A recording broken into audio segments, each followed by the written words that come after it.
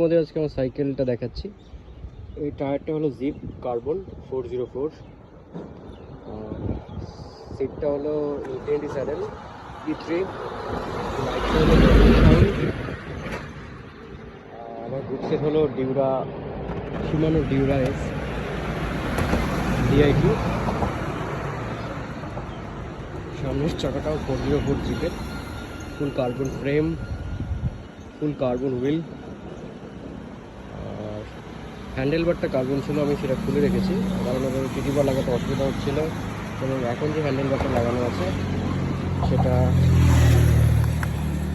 ভালো handle bar, by pro.